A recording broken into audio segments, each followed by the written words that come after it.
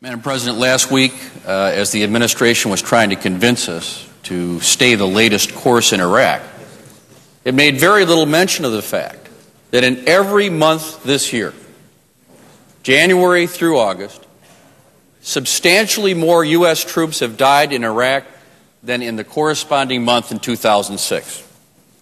It also had little to say about a British survey released last week, which found that nearly 1 in 2 Baghdad households have lost at least one member to war-related violence, and that 22% of surveyed households across the nation have endured at least one death.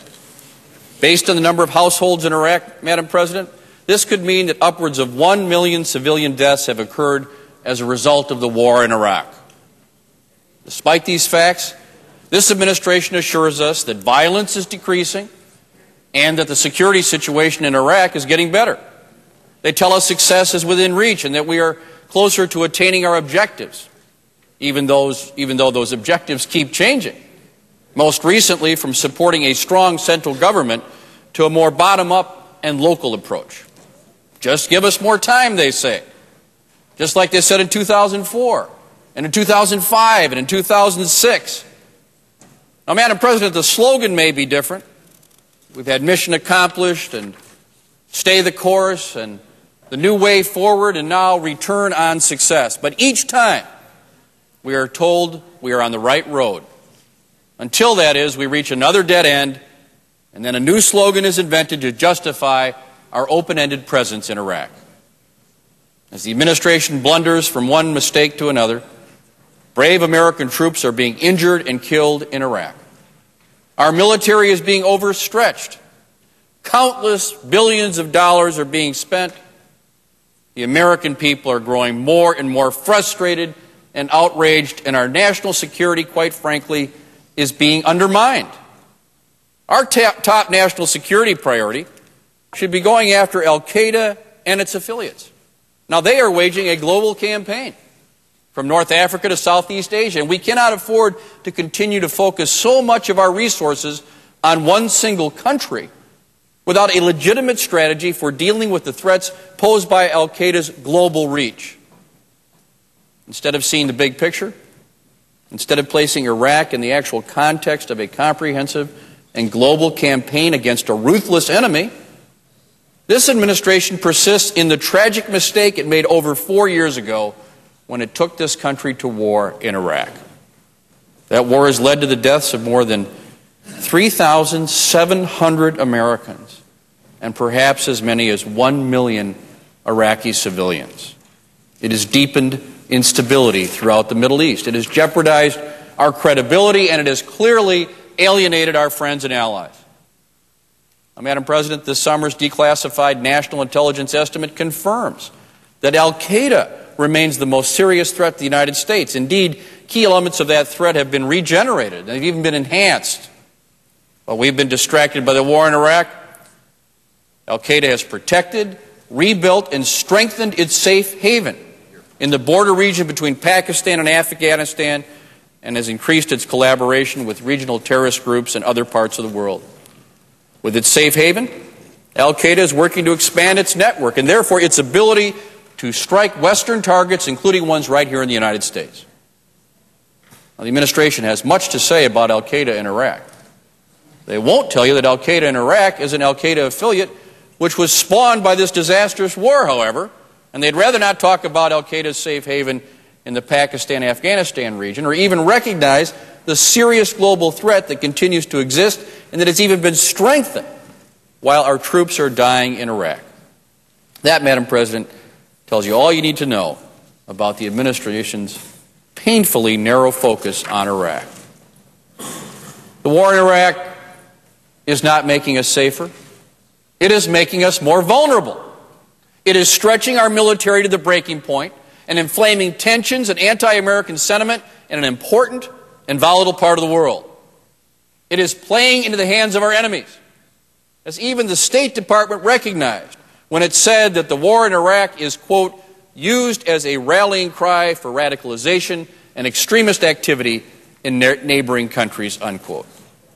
Now, of course, Madam President, it would be easy to put all the blame on the administration, but I'm afraid Congress is complicit too. Congress authorized the war, and Congress has so far allowed it to continue despite strong efforts from the new Democratic leadership. Now, once again, it is up to us here in Congress to reverse this president's intractable policy, to listen to the American people, to save American lives, and to protect our nation's security by redeploying our troops from Iraq. We have the power and the responsibility to act, and we must act now. Now, I am not suggesting that we abandon the people of Iraq, or that we ignore the political stalemate there and the rapidly unfolding humanitarian crisis, which has displaced more than 4 million Iraqis from their homes. These critical issues require the attention and constructive engagement of U.S. policymakers and key regional players and the international community. But, Madam President, such turbulence cannot and will not be resolved by a massive military engagement. The administration's surge is another dead end. The surge was supposedly aimed at creating the space necessary for political compromise. But the Iraqi government is no more reconciled than it was when the surge began. And American troops are dying in greater numbers, Madam President, greater numbers than last year or the year before. And that is why I am again offering an amendment with the Majority Leader Harry Reid and Senators Leahy, Boxer, Whitehouse, Harkin, Sanders, Schumer, Dodd, Durbin, and Menendez. Our amendment, which is similar to legislation we introduced earlier this year, would require the President to begin safely redeploying U.S. troops from Iraq within 90 days of enactment, and it would require the redeployment to be completed by June 30th, 2008. At that point, with our troops safely out of Iraq, and I repeat that, at that point, with our troops safely out of Iraq, funding for the war would be ended, with 4 narrow exceptions: providing security for U.S. government personnel and infrastructure, training the Iraqi security forces, providing training and equipment to U.S. servicemen and women to ensure their safety and security, and conducting targeted operations, limited in duration and scope, against members of al-Qaeda and other affiliated international terrorist organizations. Now, Madam President, by enacting Feingold-Reid, we can finally focus on what should be our top national security priority: waging a global campaign against al-Qaeda and its affiliates. Our bill will allow targeted missions against al-Qaeda in Iraq, but it won't allow the administration to maintain substantial numbers of U.S. troops in that country. The bill will also allow training of Iraqis, but we've taken steps to address serious concerns about the loyalties of the ISF. The Government Accountability Office has found that the ISF have been infiltrated by Shia militia, and General Jones' recent report indicated that the ISF are compromised by militias and sectarian alliances. In addition, there have been several reports of ISF attacks upon American or U.S. troops. So that is why we do not allow training for Iraqis who have been involved in sectarian violence or attacks upon Americans. We also prevent the training exception from being used as a loophole to keep tens of thousands of U.S. troops in Iraq. We do this by stipulating that U.S. troops providing training cannot be embedded or take part in combat operations with the ISF. Training, Madam President, training should be training, not a ruse for keeping American troops on the front lines of the Iraqi civil war. Of course, U.S. troops can take part in combat operations specifically against al-Qaeda and its affiliates. Now, some of my colleagues will oppose that amendment. That is their right.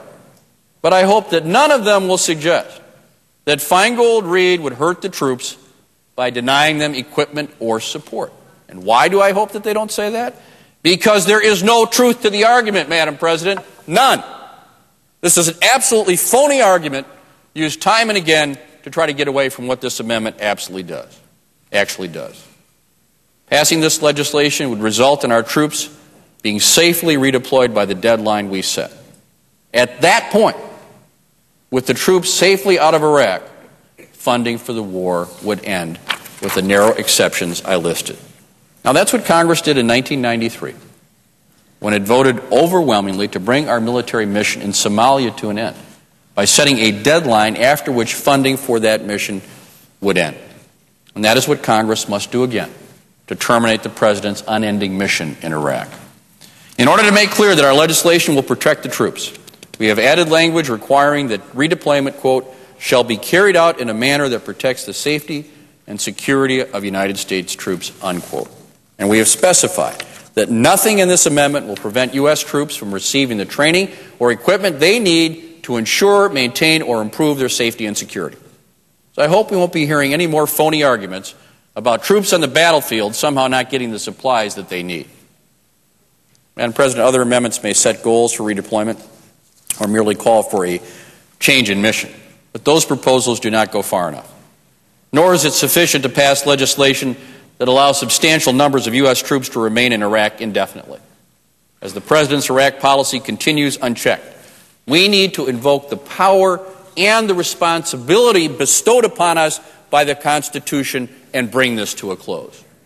This war doesn't make sense.